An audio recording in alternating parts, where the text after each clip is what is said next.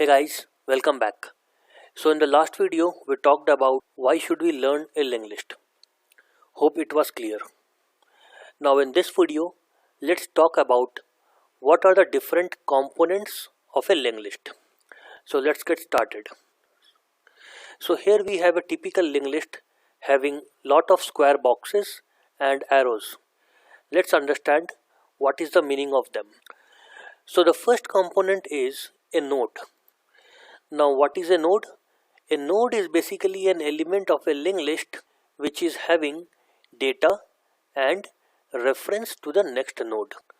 So here we see we have multiple nodes. This is node 1, this is node 2, this is node 3 and so on. Now in a given node, as we can see, we can store some data.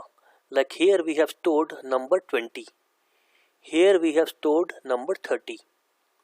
Similarly, we can also store any other thing like a string. So instead of 40, if it was a string type data, we could have saved, let's say, ABC. Similarly, here instead of 50, we could have saved XYZ. Of course, the data type needs to be string, else we will not be able to save ABC or XYZ. Now the second part of a node is nothing but reference to the next node. So in this case, the reference to the next node is 333. Now what do we mean by reference? So this node here, which is node 4, will be saved in RAM in some place, right? Now the physical location where this node is stored, let's say the physical address of it is 333. So this address 333 needs to be stored in the previous node, so that when we visit node 3, we know where exactly in memory the next node, that is node 4, is existing. So we come to node 3, we see that the value is 333. So we know that the next node is sitting at 333 location in RAM. So we get to this node. Now once we reach node 4, we need to know which is the next node. So the next node is sitting at the location 444 in RAM.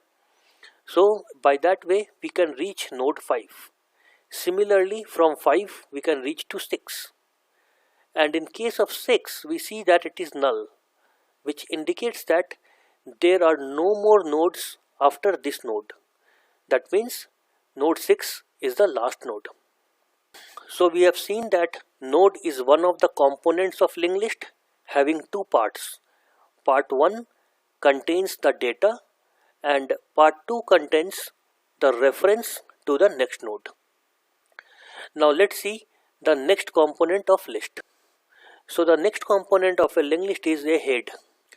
So as we can see in the diagram, head is the first component of this list. So it basically stores the first node of a list, and we ideally always start from head and go till the end. So in this case we see that node 1 is the first node and the physical address of this node 1 in RAM is 001. So in head we store a value 001, indicating that the first node is residing at this address. And then once we visit node 1, we know that the next address is 111, so node 2 is at 111 value and so on. Now why do we need a head? We need a head because if we don't know where the linked list starts, then how will we access this linked list?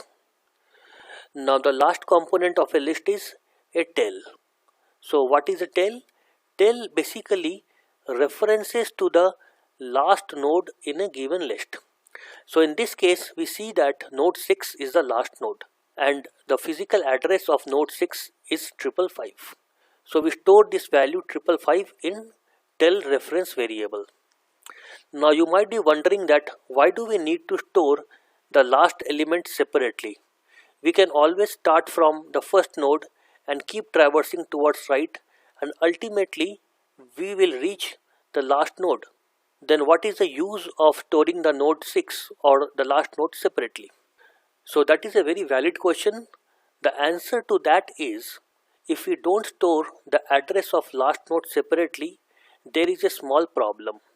The problem is, if we want to add, let's say, one more node called node 7, in that case we have a problem.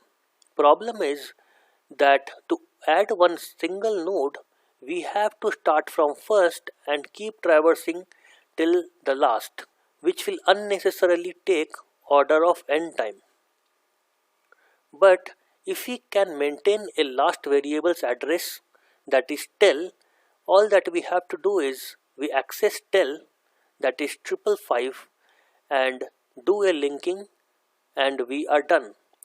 So this operation will basically take just order of 1 time. So to improve the time complexity, we are also maintaining a tel reference variable. But again, it is not mandatory. If you don't wish to maintain it, don't do it. But for time efficiency, we should always do it. Fine. So that is all for this video.